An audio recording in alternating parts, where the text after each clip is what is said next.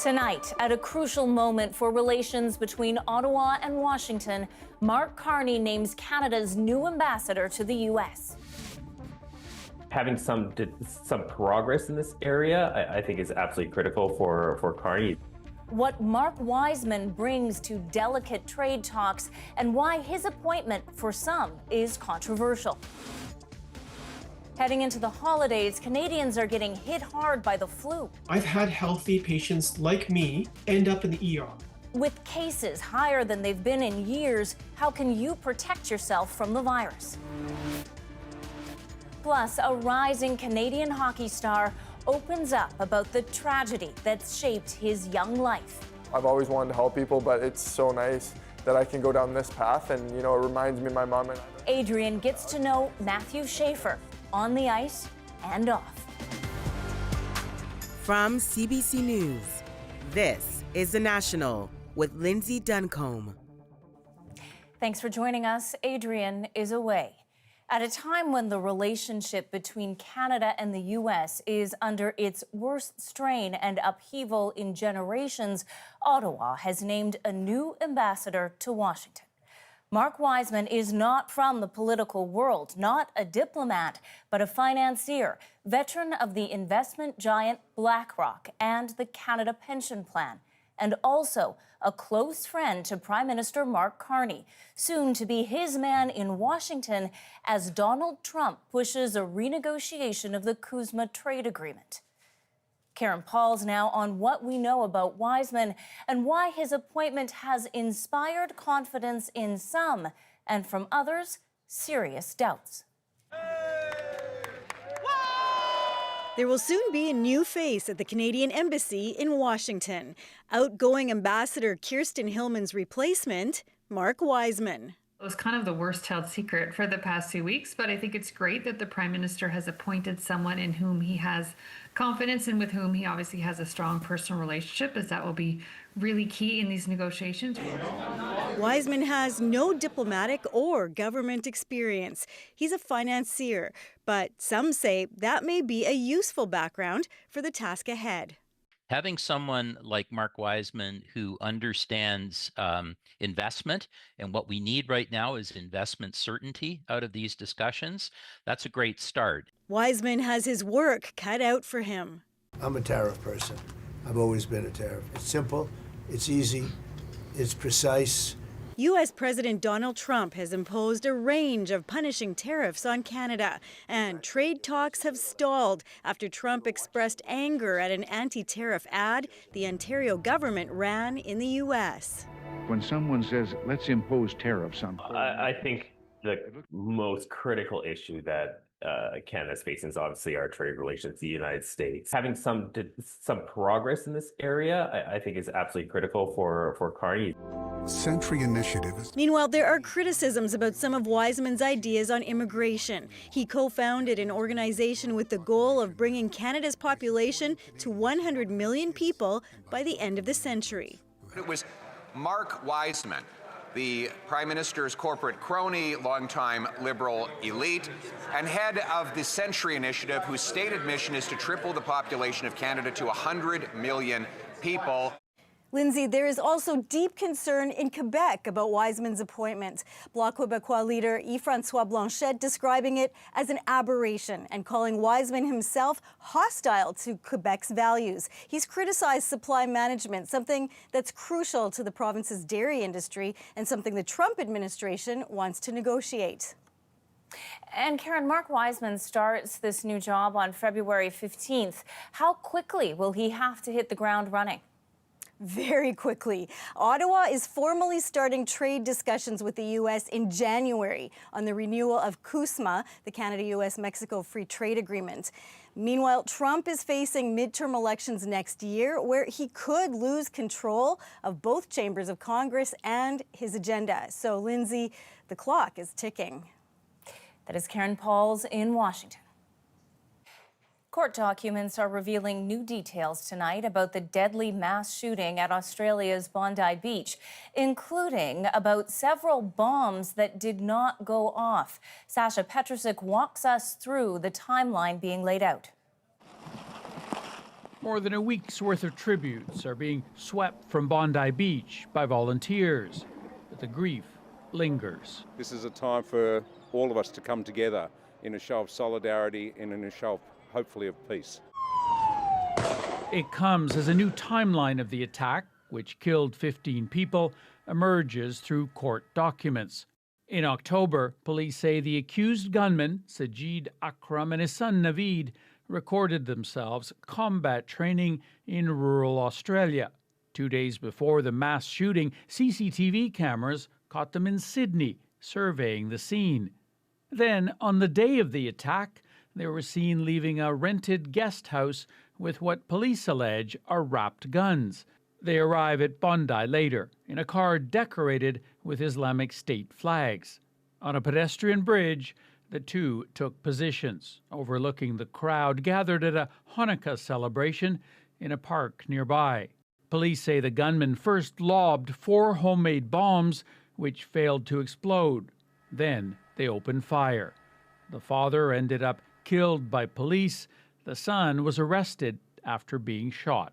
You've seen what the consequences of globalising the Intifada are. Politicians blame Islamic radicalization, with New South Wales pushing to legislate new limits on gun ownership and restrictions on protests and what they call terror symbols. We can't let preachers of hate unleash demons in our community that we can't control. The federal government plans a buyback program to take guns off the streets amid criticism of how Prime Minister Anthony Albanese has handled concerns about anti-Semitism. I'm sorry for what the Jewish community and our nation as a whole has experienced. Many, though, are pushing for a commission of inquiry and even tougher national laws. Sasha Petrusik, CBC News, Toronto.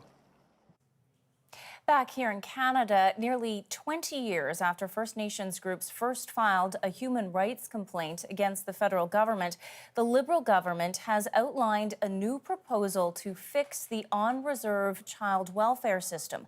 But as Olivia Stefanovich reports, Ottawa's plan isn't the only one on the table. After nearly 2 decades of litigation and one previously rejected plan, today is a historic day. A new approach to reforming the First Nations child welfare system. Every day that we continue to, try to define what an agreement looks like or trying to determine through legal measures how you're going to stop discrimination is another day that a child is in care. The Indigenous Services Minister is proposing regional deals, so First Nations would decide how to spend more than $35 billion over the next decade. I believe that the community needs to drive the decision-making. The government is obligated to fix on-reserve child and family services after a decade-old Canadian Human Rights Tribunal ruling found chronic underfunding and called it discriminatory. Canada systemically discriminated against every First Nations child across the country. So we need systemic solutions. But Ottawa's plan is being scrutinized against another, put forward by First Nations chiefs and children's advocates. What it does is it focuses on how do we make sure every dollar benefits children, youth, and families to the maximum extent. And how do we hold Canada accountable? We have secured a commitment from the Government of Canada to provide $47.8 billion. Last year, the previous Liberal government's offer was voted down by chiefs, concerned the money was only earmarked for 10 years and subject to annual reviews. They were looking for that long-term commitment. This is something that we've secured. The government's new proposal guarantees more than $4 billion annually after the initial funding runs out in 2034. It's now up to the Human Rights Tribunal to decide which plan to approve based on which approach is the most likely to give First Nations children a better future.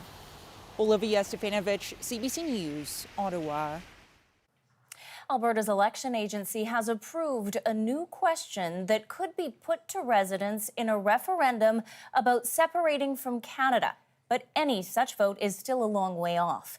It reads, do you agree the province of Alberta should cease to be a part of Canada to become an independent state?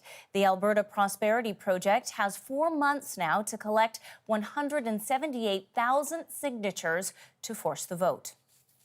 Doctors are sounding the alarm tonight over a spike in hospitalizations as influenza cases surge and vaccinations lag. But as Sarah Levitt tells us, there are steps you can take to protect yourself and your family. Everyone was really concerned, obviously. The flu came on quickly for Emmeline Edgett, in between same-day performances of her school's musical. I started getting really nauseous, and then fairly quickly I got a fever and chills and a bad headache and body aches, and I ended up in the hair and makeup room in a ball on a couch, shivering. Edgett isn't alone.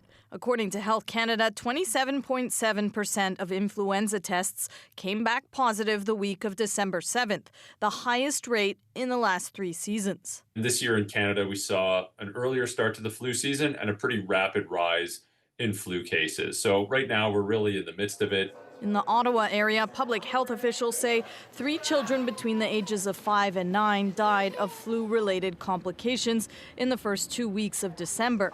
While 90% of flu deaths are in adults 65 and older, experts say kids are being hit hard by the illness right now. More than 1 in 2 kids who get tested for influenza actually do have a positive test result for that virus, which is very high. Healthy adults are also getting walloped. I'm now looking probably better. I'm day 7, but 5 days in bed is something that I've never happened to me before. An ER physician, Dr. Raghu Venugopal, got his flu vaccine in October. So you start to wonder, why did I get the vaccine anyway? If this is how I feel. And I think I'm a good example in that I didn't need to go to the hospital. I've had healthy patients like me on no medications on a regular basis end up in the ER. Health experts say besides getting the vaccine, masking up in enclosed public spaces is key. And if you do get sick, cancel those holiday plans with others, even if it's hard. Sarah Levitt, CBC News, Montreal. The Canadian Food Inspection Agency says several types of Pillsbury brand pizza pops are being recalled because of E. coli contamination. And tonight, Health Canada says it's being linked to 20 cases in 5 provinces. The recall affects Pizza Pops pepperoni and bacon snacks with best before dates of next June, as well as the Pizza Pops Supremo Extreme and Frank's Red Hot versions. From groceries to presents to travel, this can be an expensive time of year. And those bills are piling up just as polling shows many Canadians are already feeling financial pressure. Jenna Benchetrit with how some say that's affecting their holiday spending. Just days before Christmas, many Canadians are under pressure.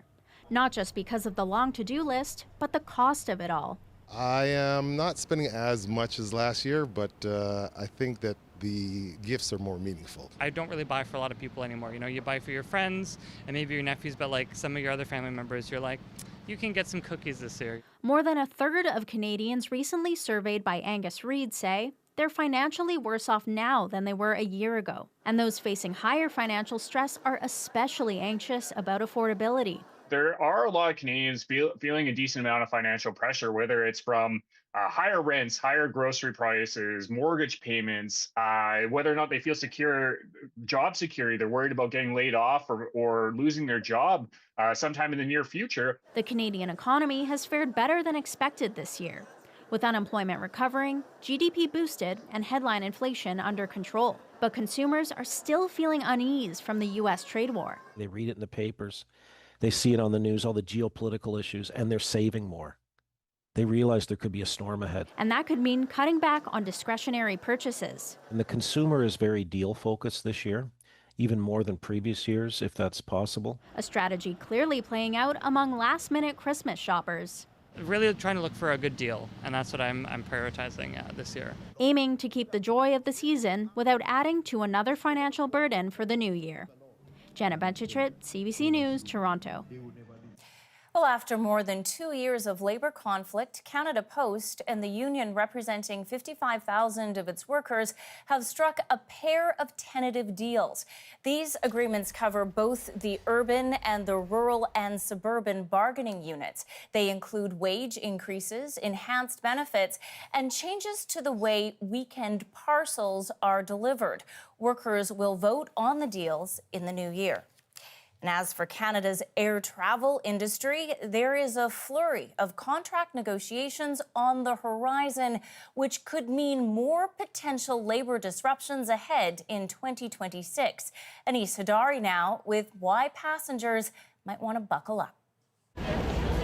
Travelers may keep facing canceled flights next year as major Canadian airlines and unions head to their negotiating tables. 2026 could be the fourth year in a row with turbulent bargaining. Air Canada negotiating with ground crew and mechanics. Porter trying to land a deal with pilots and flight attendants. And over at WestJet, the existing flight attendant deal expires on New Year's Eve. Passengers could get caught in the middle as some workers unionize for the first time and others try to catch up to peers after years under older contracts. How can a carrier, how can my employee group, ask for 40% increases? That's unheard of. But they forget to tell the story about what happened in the last 10 years, and they got nothing. When bargaining doesn't happen, employee groups, they fall behind. It's not just with money. There's all sorts of items in collective agreements that become old and out of date. So this year could see other flight attendants trying to match gains at Air Canada. Those gains came after a strike. Though just a threat to walk out can lead to a deal, passengers can still face unpredictable cancellations. These rounds of collective bargaining go on all calendar year. And whenever it's an opportune time to ultimately, pull the lever in terms of creating some pressure, unions will do that. And as for government taking action, labor experts say that's a double-edged sword. If a company expects a strike won't be allowed, they aren't motivated to settle. And so as a result, employers, will drag their feet at the bargaining table. Labor negotiations can be unpredictable, but if either side drives a hard bargain in 2026, Canadians might find their alternative literally is driving. Anis Hadari, CBC News, Calgary. During a busy holiday travel season, an airline policy catches one family off guard. Your whole body goes into goosebumps and you're frantic. You're thinking, oh my gosh, what am I going to do? Why Flair denied them from boarding. Next. The push to make sales of raw milk legal. If I could give that to my neighbor and support my neighbor, I'd rather do that. But will demand outweigh the health risks? Plus, trees and soil spill onto Vancouver's seawall. We don't actually know how long it's going to take to clear that all up. What caused the messy Stanley Park slide? We're back in 2.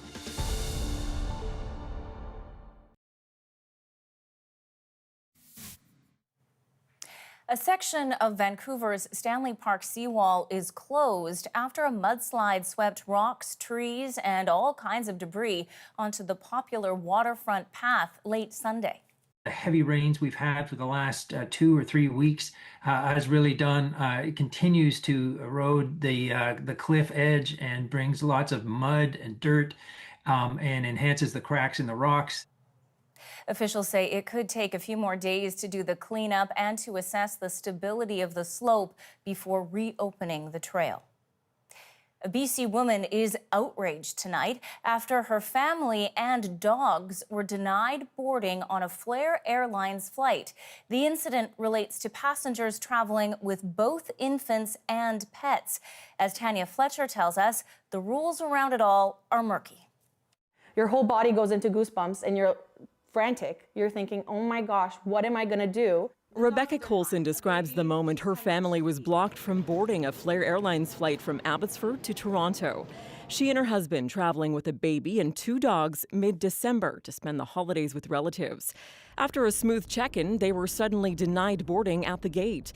Flair's reason? A policy stating that each adult can only travel with either one infant or one pet. They said that this policy is Very internal, so internal that it's not on their website. No one knows except if you actually go through this experience and show up at the airport to be denied boarding ultimately. The airline declined an interview, but in a statement told CBC News, in part, if an infant and pet are traveling together, Transport Canada regulations require that each be accompanied by a separate adult. This is not a new rule. But Transport Canada maintains that's not the case, saying, quote, there are no Transport Canada requirements related to passengers traveling with both infants and pets. However, individual airlines may have their own policies or restrictions. This was a total abuse of power by Flair. These passengers should never have been denied boarding. Aviation experts say the onus is on Flair for not making the policy explicitly clear to passengers, and that the airline should be responsible for alerting travelers in this situation at the time of booking, not minutes before takeoff. I feel like that they can make anything a rule at this point. They can put any sort of rule and policy they like and blame it on Transport Canada, and if there's no repercussions, anything stopping them. The family ended up flying with Air Canada instead. Meanwhile, Flair has since clarified its policy online and agreed to some compensation, but the family says they're still out more than $1,000. Tanya Fletcher, CBC News, Vancouver. Canada's Matthew Schaefer is the NHL's rookie to watch. I've always wanted to help people, but it's so nice that I can go down this path. Adrian talks with the team defenseman about the personal loss right before his big break. And what's next for Marineland is the talk of Niagara Falls. Every time I drive by, it makes me really sad because I see it sitting empty and I feel like we could use that space for something really good. The new proposal for the site and the remaining whales. The National breaks down the stories shaping our world next.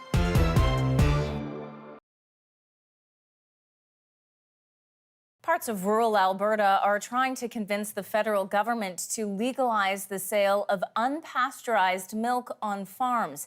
Sam Sampson now on what is driving that push and why health experts warn against it. So this is Lou. This is our milk cow. Candace Wiley sold raw milk for years to hundreds of customers in northern Alberta, which is illegal. But since she was fined $50,000 by the province of Alberta, she now only milks for her family. The demand for sales, though, hasn't gone away. I'd love to be able to do that again. Yeah, I know they're missing it. Selling unpasteurized milk has been illegal in Canada since 1991 due to the high risk of contracting deadly bacteria. Still, Wiley wants to sell her product again. She says she follows regulations from the U.S., where some states allow farms and grocery stores to sell raw milk. Supporters say the raw stuff can cure lactose intolerance, which the U.S. Food and Drug Administration refutes. They also claim pasteurization kills off essential nutrients. Scientists say the process does not significantly alter milk's nutritional value. But Wiley argues a lack of Canadian rules leaves sales open to the black market. It's just creating a riskier environment and more risk for, for issues, for health issues. Whereas if it were regulated, then it would provide, a safer way. There's so much support to have raw milk sold directly on farms to customers that municipalities in Alberta are lobbying Ottawa to make it legal. An organization representing nearly 70 rural areas in Alberta passed a resolution to permit, under specific conditions, the on-farm sale of unpasteurized dairy products. Local Reeve Ryan Ratzlaff says his constituents want this law changed. When you look at the price of milk in the grocery store, if I could give that to my neighbor and support my neighbor, I'd rather do that than give it to the big conglomerates, right? Still, experts warn raw milk is not safe. Some of these pathogens can be transmitted right through the milk, so they might already be in there. And if we don't treat it, then people can still be exposed. The next steps for Alberta advocates include getting the province on board, but that might be tough. A spokesperson for Alberta's agriculture minister says point blank, the province does not support the sale of raw or unpasteurized milk. Wiley says she'll stick with the raw stuff. I would never have a glass of milk. I didn't enjoy it. Do you now? I could drink a liter a day. A risk she says she'll keep taking. Sam Sampson, CBC News, near Peace River, Alberta. Now it's time to dig deeper into the stories shaping our world. The once popular Ontario attraction Marineland now sits empty. It makes me really sad. Its vast real estate attractive, but captive marine animals complicate investment possibilities. When you can connect with other people, I think it goes a long way. Canada's rising hockey star Matthew Schaefer, the rookie taking the NHL by storm. But there's more to his story than stats on the ice. I love talking about her, and I want people to know what kind of person she was. A gifted defenseman whose journey has been shaped by personal loss. Well, we should know which hockey players will be playing for Team Canada in the Olympics by the end of the year. And there's tons of speculation, with one name being mentioned. If it comes to pass, it would mark a stunning chapter in the already extraordinary story of a Canadian teenager. He's Matthew Schaefer, and our chief correspondent, Adrian Arsenault, has been spending some time with him. Hi, it's Matthew Schaefer. Remember that face and name, because you're looking at a rookie on the path to becoming a great. Watch this kid skate. It looks like Bobby Orr in the old days. That Matthew Schaefer kid, he is setting the league on fire.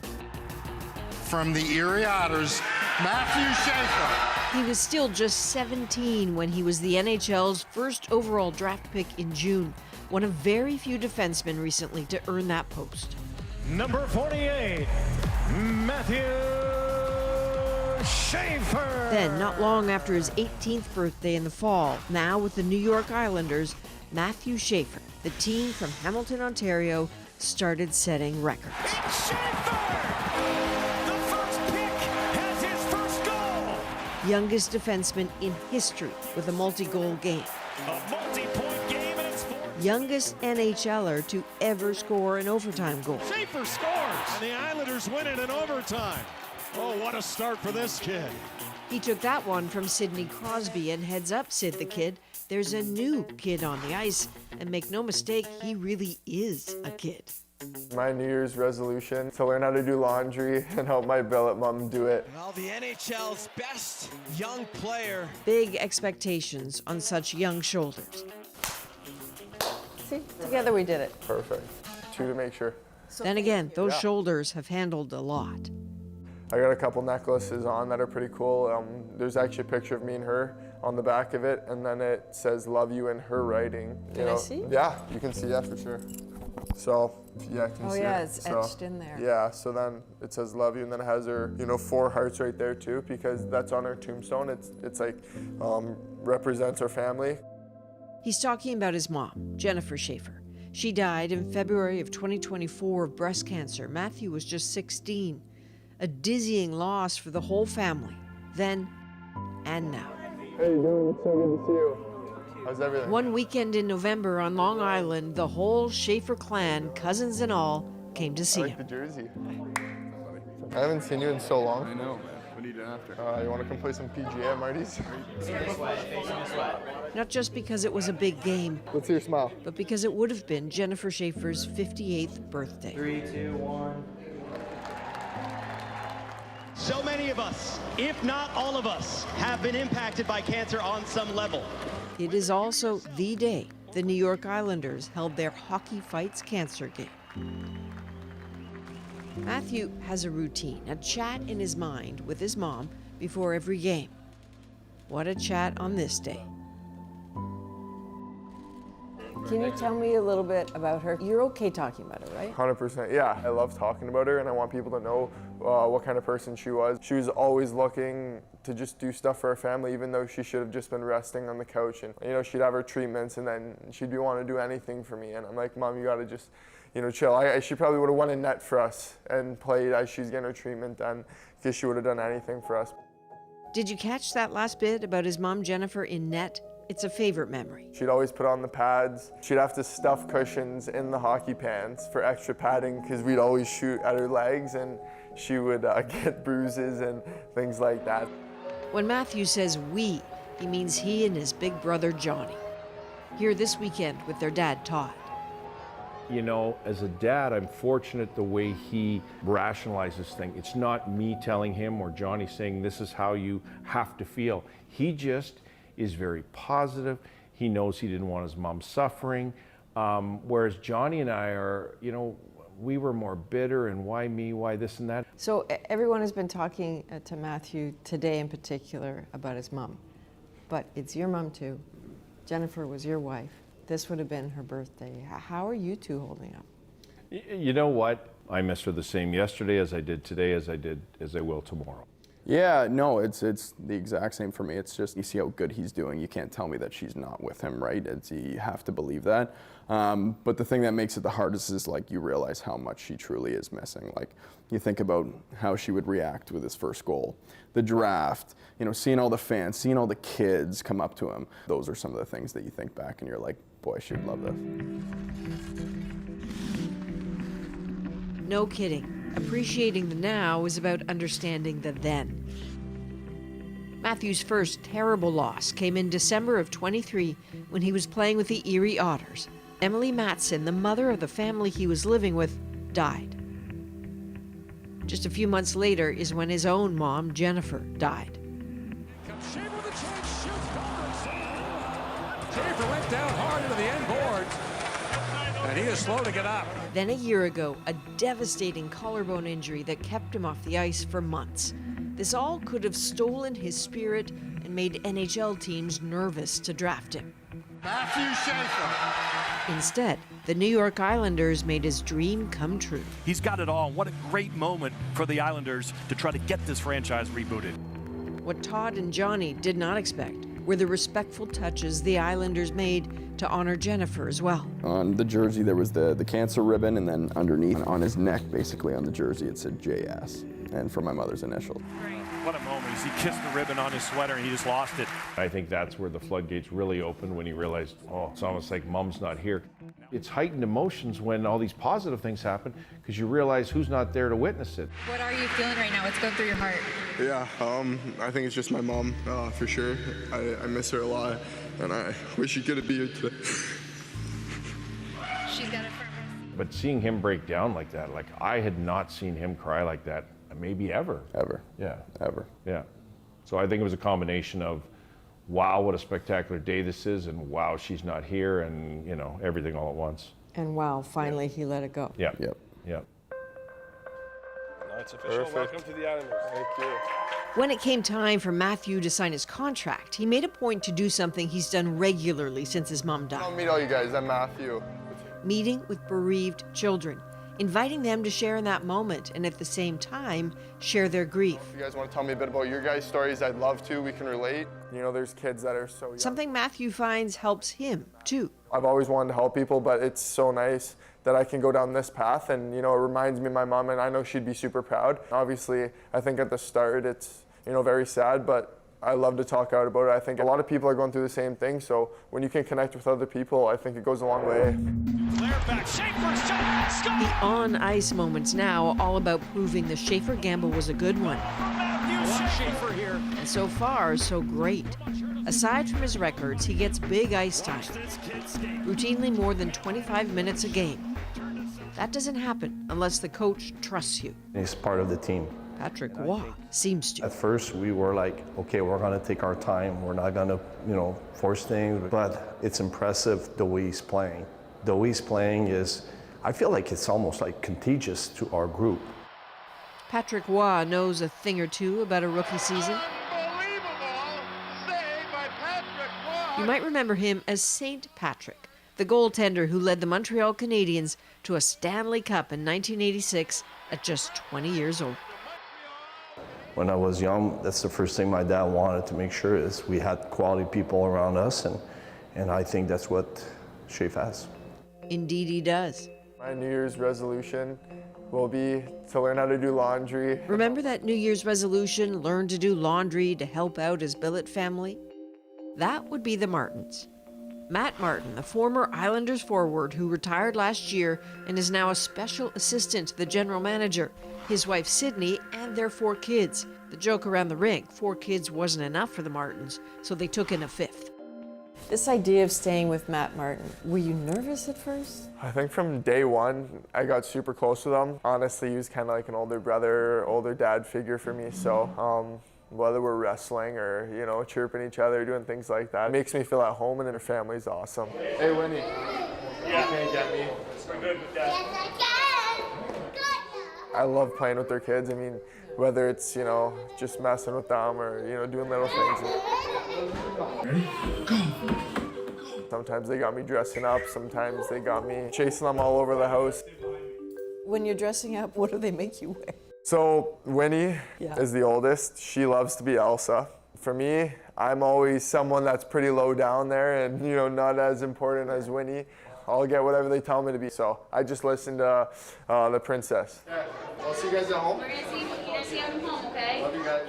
It feels like it's my house because like I'm just like so close with them, and they're so open, and they're so good in many ways. In many ways, including this sweet pre-game ritual. The Martin girls rink side to cheer on their pal Schaefer during warm-up, receiving a puck in return. Who he is, seen by the team as all part of how he plays. What impressed me the most is how humble he is, down to earth and capable of listening to what people are saying, but at the same time, stay focused on what he has to do. So he's not getting cocky. You don't see No, that? I don't see him like that. There's something he wants to achieve, and I think he's focusing on that. He's focusing on his first season. While he does, others have another thought for him. A spot on Team Canada in Milan, maybe? There is legitimately a chance that you're going to the Olympics, and you are still eligible to play for the World Juniors. This is a little crazy. Yeah, I mean, you don't think about things like that because you're so busy and you just want to focus on your team. I'm still young and I'm still learning a lot of things, so for me, I just want to get better. So that sounds to me like the answer from someone who's preparing himself for it not to happen. I mean, honestly, I wouldn't say not to happen. It's just there's really nothing to lose for me as a young kid coming in. At the end of the day, it's their decision, and I just got to leave everything out there. Italy is nice in February. What do you think? It's a lot of pressure, and so it makes it nerve-wracking again. But it's definitely very, very cool to think that he's on that list of names. I worry about, okay, he's climbing these mountains. Does he really need to climb this one at 18? Can we wait a few years? It's the father in me saying, you know, what if things don't go well? Like, there's nothing wrong with having 3 weeks off to come home and be an 18-year-old kid. 20 years from now, maybe you've retired, you're at the Hall of Fame, people are talking about Matthew Schaefer. What do you really hope they're saying about you in that moment? Hopefully I have some facial hair at that moment. I mean, because I'm trying to grow, but no. I want to be known as, you know, someone that's can help young kids, you know, help people in life. It doesn't matter about the hockey, but, you know, just a good person that people can look up to.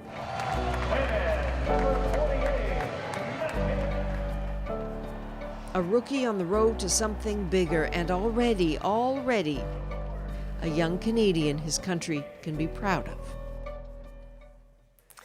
The deadline for Team Canada to submit their roster is New Year's Eve, so there's lots to be watching for.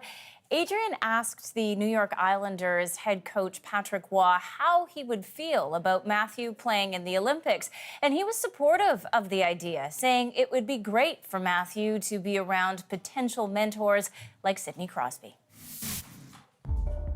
Frustration grows over Marineland's uncertain future. We're kind of caught in between what it used to be and what it's going to be. Why attracting new investors is proving difficult. Next.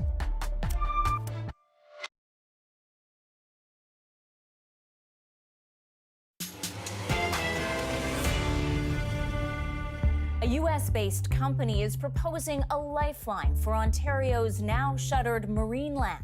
What we see is the best option and the most humane and compassionate option is to keep the whales close to home. A multi-billion-dollar proposal to transform the decades-old attraction. Many in the community want something done about it now, but as Lisa Xing tells us, saving the mammals and revitalizing the area isn't straightforward. An iconic Canadian landmark and one of Canada's most popular tourist attractions, Niagara Falls draws millions every year, even in a deep freeze. On its doorstep, this massive property, about 400 hectares, home to Marineland, a former theme park and zoo, shuttered to the public this year. How valuable is property like that? Oh my goodness, it is huge. Local real estate agent Shelby Tomlinson says the future of the site is often the talk among friends and neighbors. Every time I drive by, it makes me really sad because I see it sitting empty and I feel like we could use that space for something really good.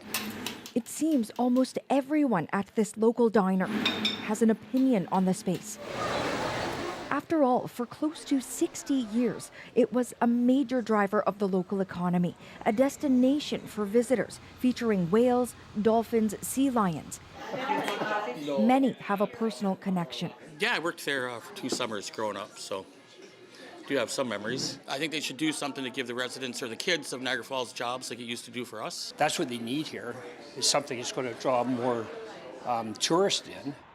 But giving Marineland a new future isn't so straightforward. There are still animals here, including up to 30 beluga whales and 4 dolphins, the legacy of changing public sentiment toward captive animals used for entertainment. We're kind of caught in between what it used to be and what it's going to be. The mayor of Niagara Falls has no illusions about the challenge these animals pose to any potential buyer. It seems to be an impossible situation Well, almost. it's kind of what's the best of all the options. I regularly meet with proponents that would be potentially interested in buying the property and converting it and investing significantly, but they're all scared off by the liability of the creatures. The problem is the animals would not survive if released in the wild. Any proposed sanctuary could be a long time away and may not be able to accommodate all of them. What we see is the best option and the most humane and compassionate option is to keep the whales close to home. One proposal is from Knapp Capital Management, an investment company based in New Jersey. It wants to build a $4 billion entertainment complex on the site, including hotels, casinos, and a sanctuary for the marine mammals. They say the roughly $2 million a month needed to feed and care for them, funded by a data center on site. What we're going to do is carve out in that contract an annuity that would fund annual operations for the sanctuary, fund the staff who we plan on keeping on, all of them full-time. But the company says talks with the province have stalled. Recently, Ontario Premier Doug Ford announced a multi-billion-dollar tourism plan for the region and said he's open to proposals. They want to come in and put an offer to Ontario. Well, we'll look at it. But a project of this size will need zoning, permits, and approvals from multiple levels of government. And without everyone on the same page, the future of the land and its animals is still uncertain. Now, some of the people that Lisa spoke with in Niagara Falls suggested turning the Marineland site into housing. But the mayor tells us that's not his first choice. The location right by the falls, he says, lends itself to development, especially one that will attract tourists. Coming up, we're counting down our most popular moments of the year. This is Canada's bear, and he's got quite the story behind him. When the boss emerged in our moment, that's next.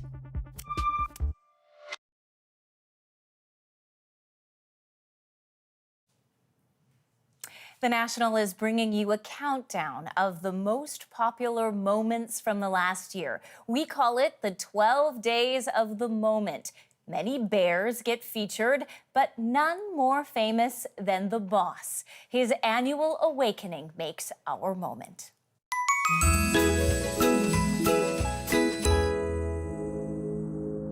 He's got legendary status. I mean, this is Canada's bear, and he's got quite the story behind him.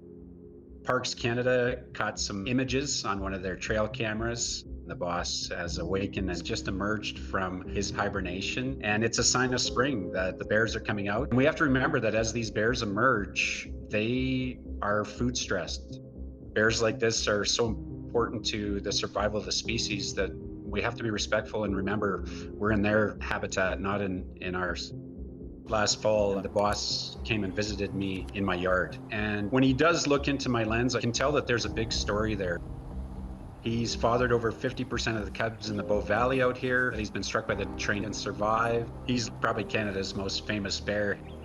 It's awesome to know that we've got a bear out here that survived for so long. A lot of these bears, unfortunately, don't make it to old age, but he's found a way to be an outlier and to, survive.